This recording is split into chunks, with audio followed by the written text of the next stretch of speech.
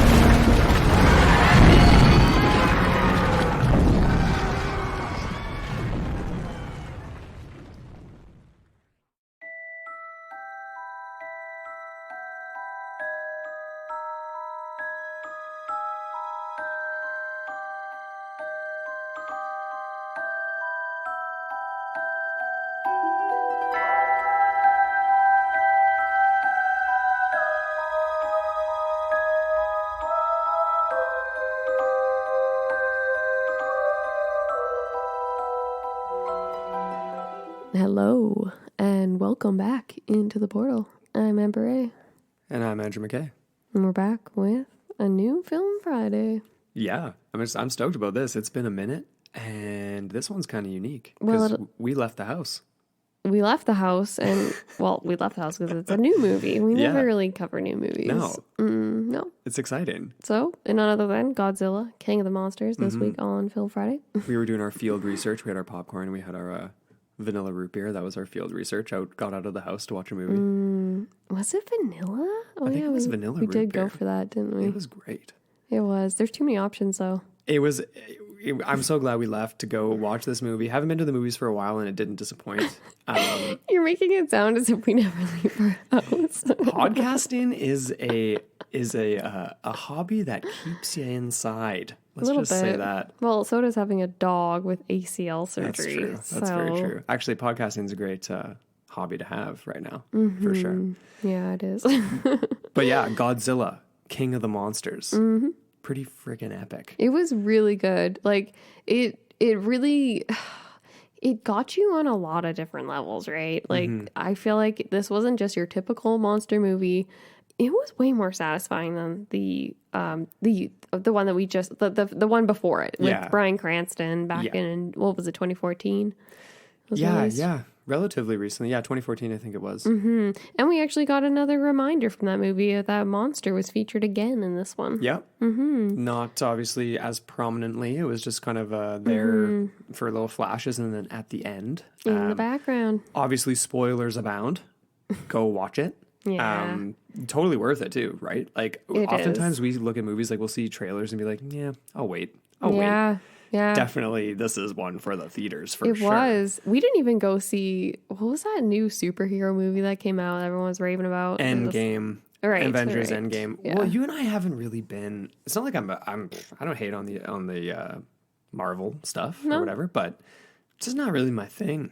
It's not my jam. I like monsters. You know what really, really drove me to go see this movie and buy the tickets kind of just offhandedly yesterday was the fact that it referred to the plot, specifically the organization within the plot, as a cryptozoological organization. Yeah. I thought that was really cool. They were referring to Monarch. So that was interesting to me. I thought the writing in this movie was good. The directing was good. It was Michael Dougherty. I feel weird saying that name. It's like Dougherty.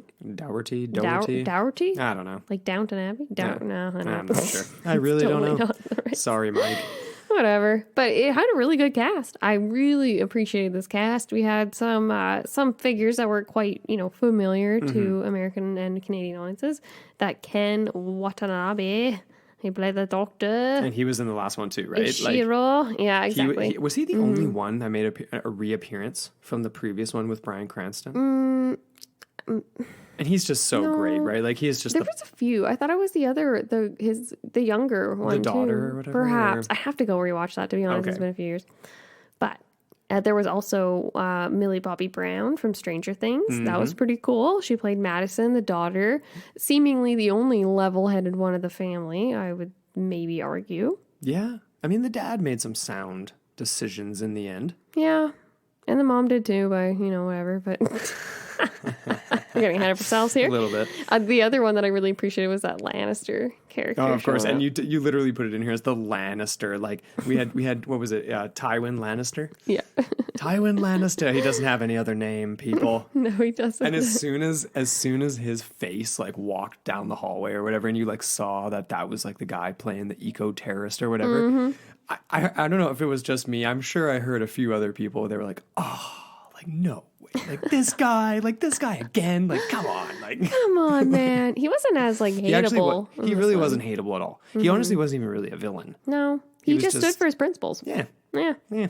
There was no villain in this movie other than the main monster. That, of course, sort of usurps very briefly the throne from Godzilla, so to speak. But where did you want to kick off this film Friday, Amber? What did you want to... Well, we had our general comments, a quick overview. Like, for me, I just wanted to keep this pretty casual. Yeah, for sure. I don't know. Do you want to give spoilers for the ending, or do you not want to? Well, I mean, we always do these episodes under the assumption that people have watched the movie. I mean, I don't know. We don't have to go into detail for like, this is exactly what happens. And should we leave the ending up to... Well, everyone knows. Of course, it's King of the Monsters. Okay, what am I saying here? I knew here? the ending before... Of course, everyone knows the ending before you even watch it. Come on now. It's in the title. It's in the title, people. How is he not going to win, right? Godzilla. It's not like Rocky where he loses in the first movie. He's running up all those steps and then he still loses. And don't be mad at me if that's a spoiler to you because that's been out since the 80s. Okay, guys? So, but yeah, no, like this movie definitely did it for me way more than the last one. And it was because there was more monsters. That was one. And the plot just made more sense, I guess. Well, there's more to it. There was more to it and it just was more... It was more enthralling, this idea that...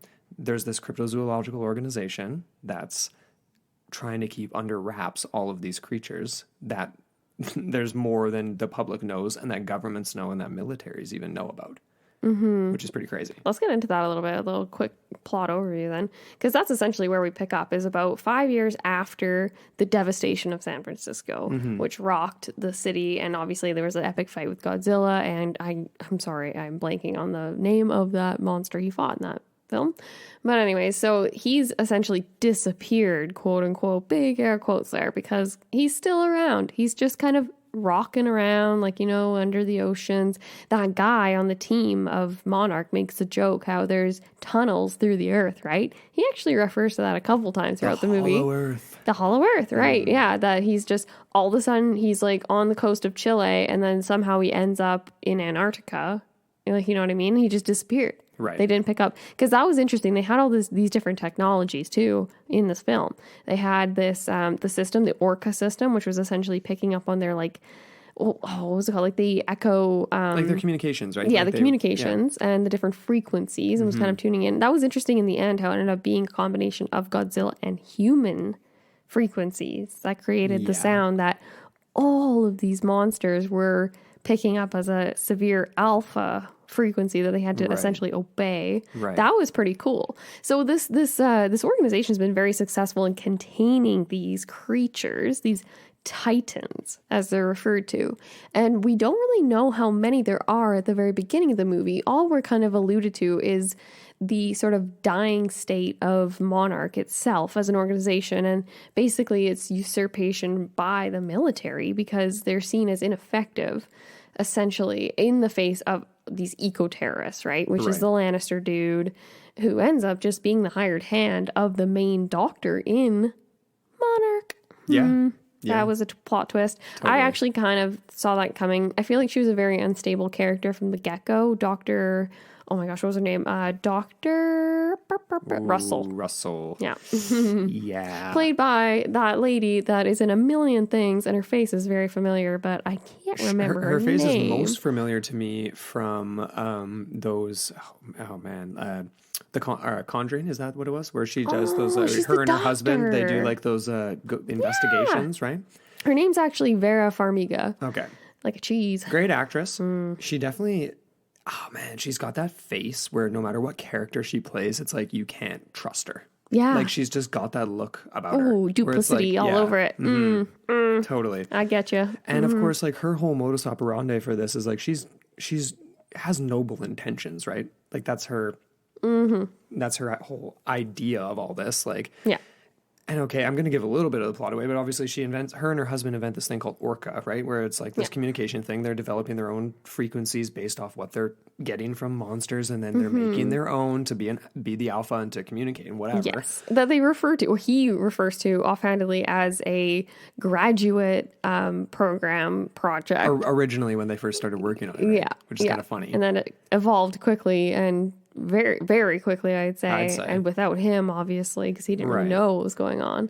Heavy message is all what I was getting at there, like on climate change and on like, humanity's destruction of the world, essentially, beyond climate change, but just like in every way possible, right? And Hollywood's been doing that obviously a lot more and more and more over the decades, subtly, right? It's not so subtle, it's like right on the nose. Very but liberal leaning. It's subtle for the people who don't believe it, right? And you watch a movie and then it's like, maybe slowly this is gonna sink in a little bit. Yeah, but, or they just think it's a form of propaganda.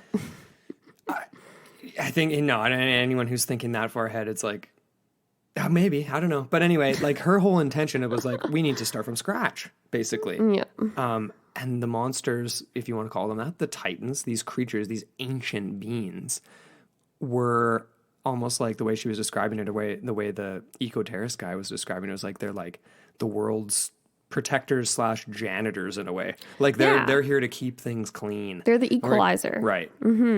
They will bring the earth back to equilibrium. I think that was a very interesting point. But then we get the source of contamination, which is essentially our main villain, our literal alien, right? Like is coming from a different planet. They admit it full force. Monarch does at some point in the film. But yeah, it's really interesting to think that Godzilla and this creature known as King Ghidorah essentially kind of just go up against each other, and well, as everyone will probably assume, obviously King Godzilla wins on this one. Yeah, it's not Godzilla, the silver medalist of the monsters. It's King of the monsters. But getting back to that whole idea of like these titans, as they're referred to, ruling the earth in very ancient times. That was one of the most interesting aspects of this plot to me and to you, right? It was so funny. Even like the visuals in the film, like we were looking back and forth at each other in the theater because a lot of them were very familiar to us in our research. And just as like, some of them are medieval, some of them, they're throughout history, and some of them are a little bit more modern, right? They come from like book covers and stuff that they actually stole. Well, they didn't steal, but they're just using them in the film.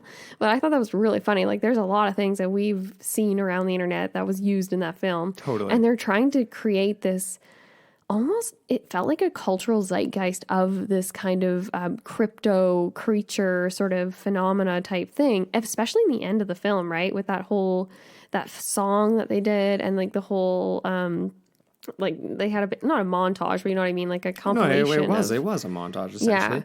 Yeah. But getting back to the whole idea of these things being like an ancient species that was ruling over humanity way back before, like like tectonic forces would have destroyed most evidence of the civilization besides the layer that they come across at the bottom of the ocean at some point in the film, right? That was so cool. So cool. Yeah. Like, and there's so many, I mean, we can go down a million different rabbit holes with that too.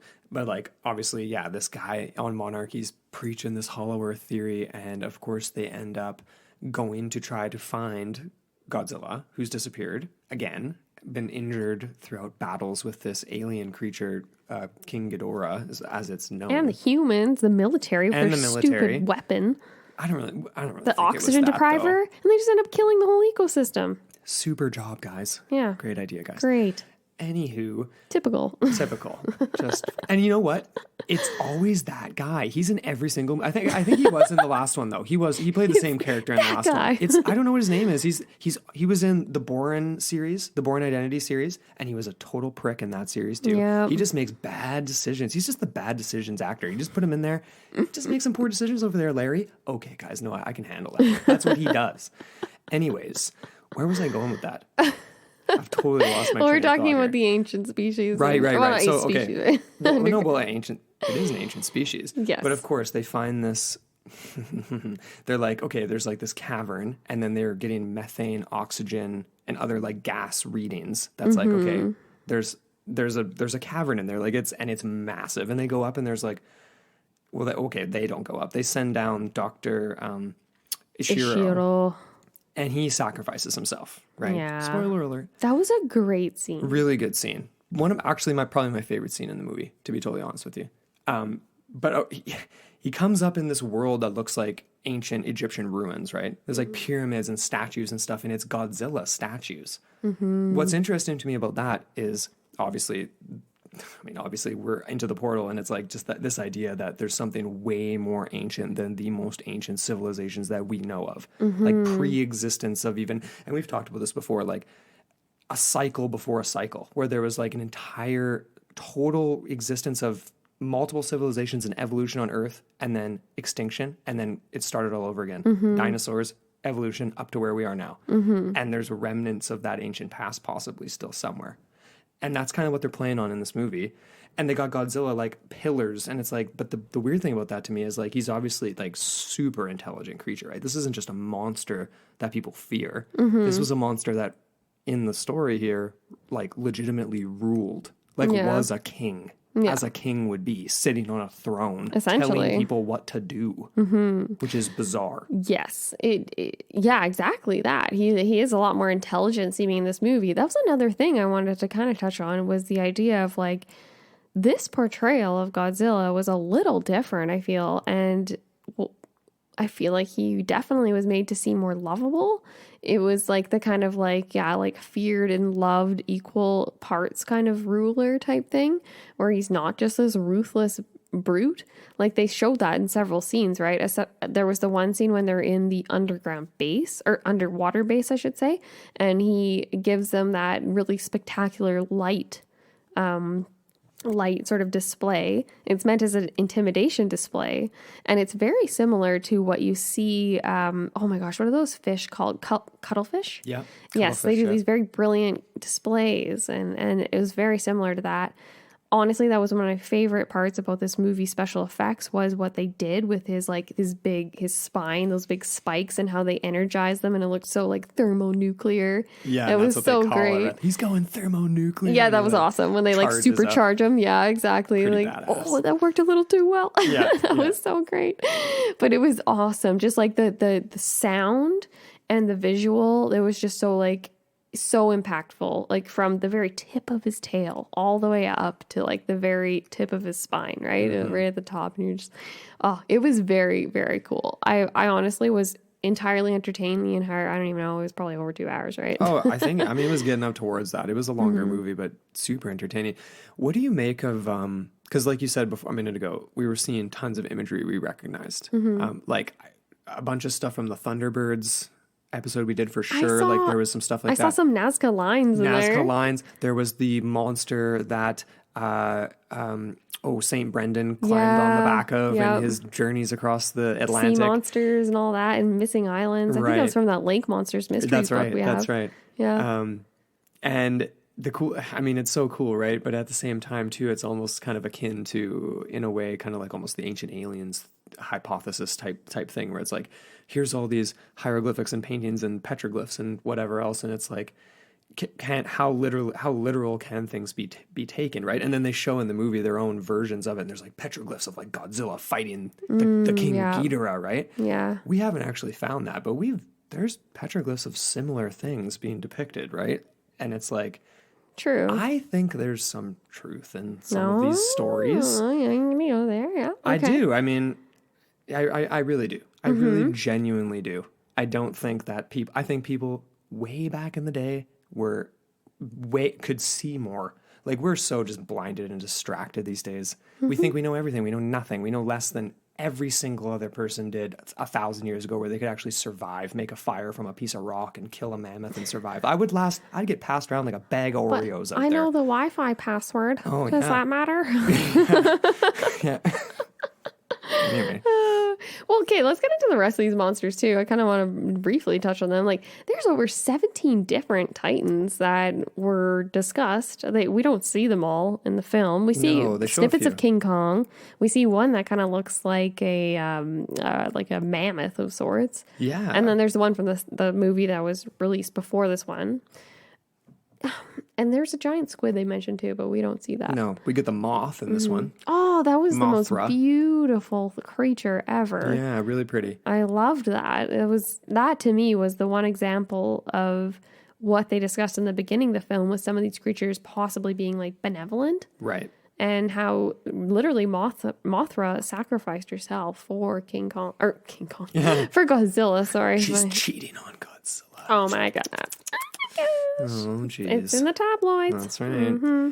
But that was just a beautiful scene, the whole transition, because I knew that weird little grub thing was going to show up again in that film, right from the very beginning. Course. You knew that was going to happen, of course. And it was almost like a Pokemon, right? It reminded me of Venom.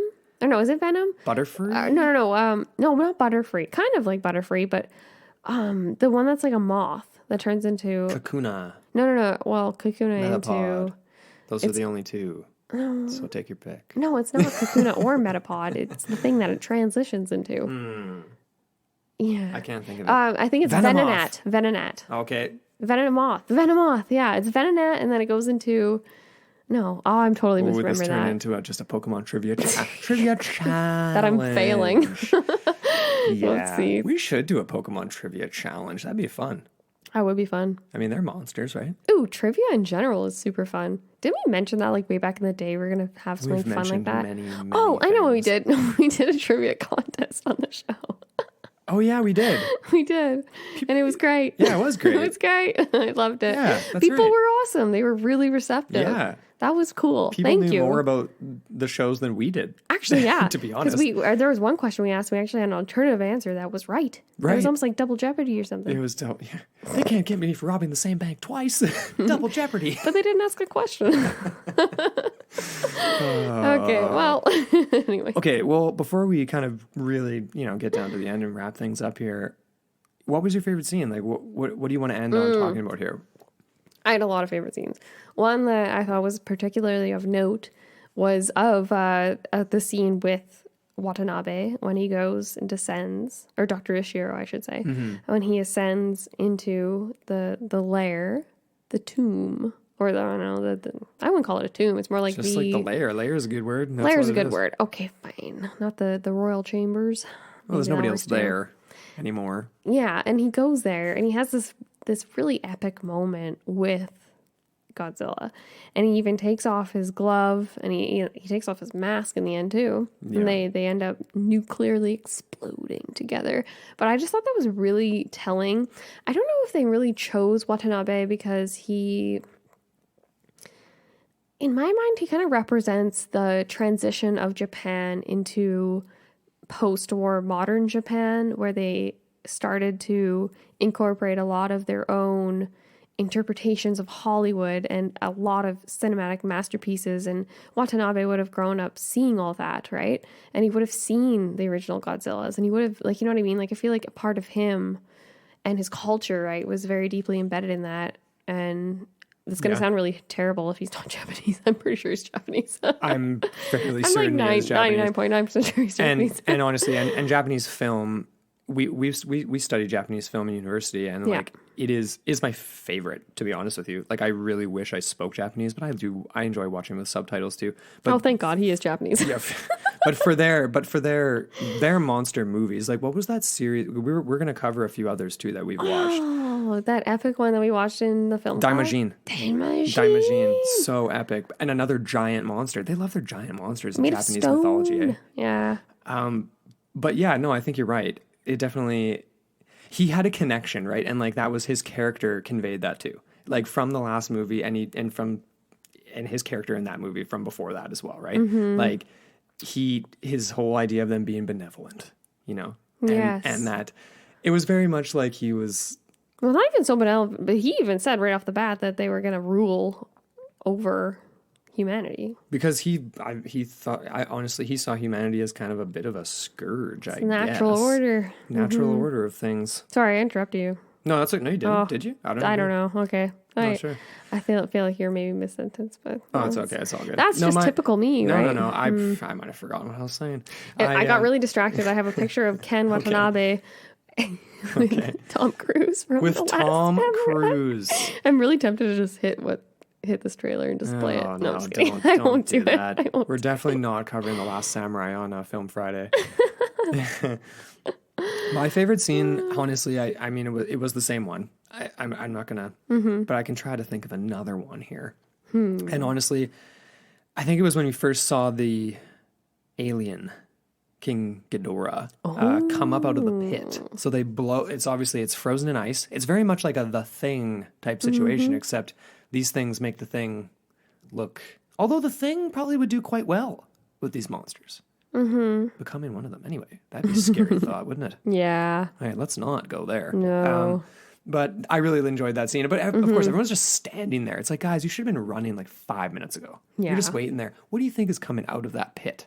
Nothing good. Nothing good. And of course, it's this 3-headed thing. And they got the classic guy being like, are you serious? Like looking up at it. And it was kind of a total cliche, but in a good way. It's like a creature from Greek mythology. It's a hydra. Yeah. That grows its head back. Oh, totally. Like Medusa, like all these mythological creatures, right?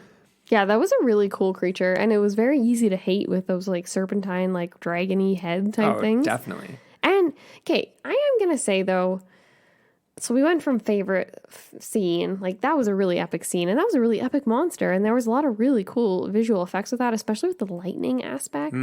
A few things that didn't really work for me.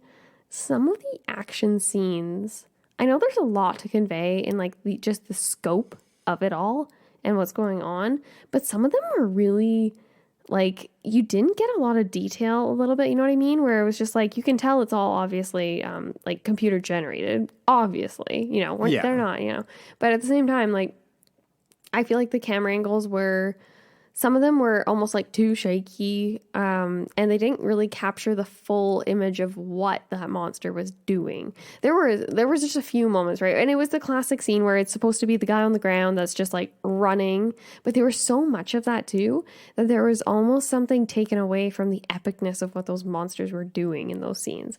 And you never actually got, well, you did actually from a distance. You got a full body shot of the King Ghidorah, but up close, like it was kind of hard to make out. I think they were just trying to make it seem more massive. Maybe. I feel like it just like, but you're right though. It's like the perspective was different scene to scene. It seemed bigger in some scenes and smaller in other scenes. So like when they're flying towards it in the storm that it's creating, it's like this thing it's the size of an entire city in and of itself. Then there's other scenes where it's on the mountaintop. It's fighting over Fenway Park. Oh yeah, in Boston. Yeah, and like a little smaller. It kind of looked like, you know what I mean? Like but even just I don't know, just some of the perspectives. I mean, that's just getting nitpicky. But that is getting nitpicky. Yeah, that is true. But there was a few other perspective things, like we mentioned, we were kind of laughing about, like when Godzilla's back. They're standing on the top of the submarine that's come back up now. Oh yeah. His tail is like a freaking 125-story skyscraper, and it just comes flopping down like 100 meters away from them in the water, and they just get like a little misting spray. No tsunami wave. That would, talk about getting capsized. Like you would just be everyone would drown from that tail getting dropped in the water like that, right? Not to mention another thing with perspective with that scene in particular was the fact that he emerged from very far in the depths of the ocean and was somehow like at a wading pool. Like, you know what I mean? Like, it was like the water all of a sudden drained. Like when he was walking towards shore, all of a sudden it's like... No, not when he was walking towards shore. When he was literally the scene where he submerged and they had literally themselves just submerged in their submarine. Their lifeboat.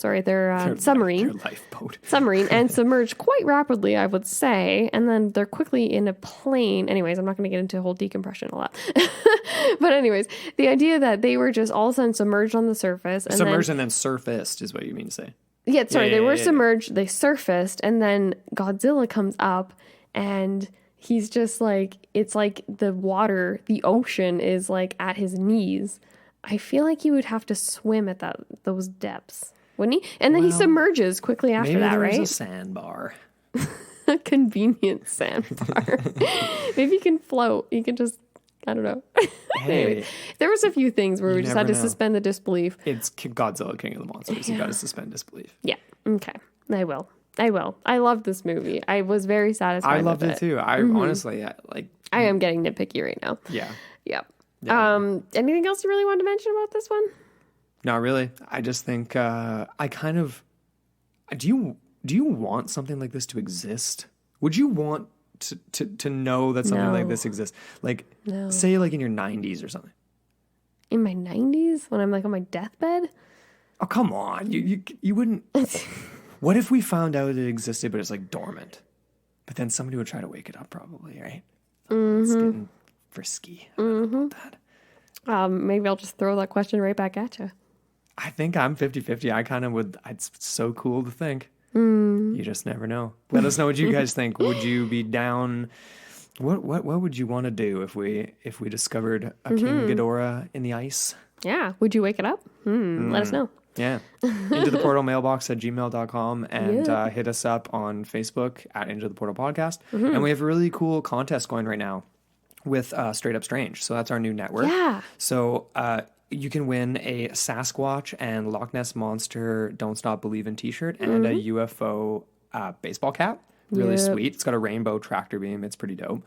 So all you have to do is go to straightupstrange.com and literally like 2 inches down there on the main page, it's Sign Your Soul Away. It's just our monthly newsletter. Really cool, strange news, exclusive contest offers, and like updates on the network. Yeah. That's all you have to do. That's it. And that's it. That's we'll draw super a winner easy. On like the 16th, I think it is, and that's it. While you're there, you might as well check out our awesome lineup of shows on the network too. Definitely. There's lots of really, really cool creators out there, and we're just happy that we've been able to network with a few of them. So go check them out. Totally. And thank you guys so much for listening. As always, thank you to our Patreon supporters and to all of our listeners. And go see Godzilla if you've listened to this and you haven't seen it. All right, guys. Till next time.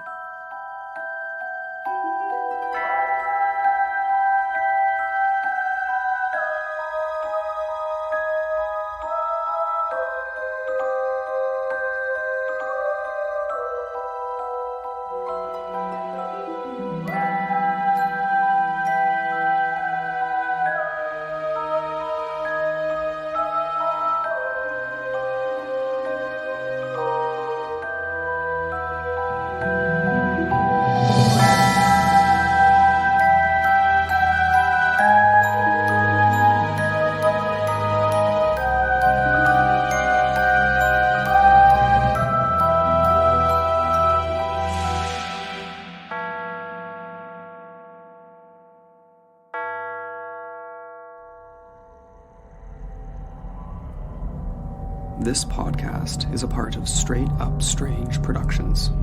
Discover more shows like this one at straightupstrange.com.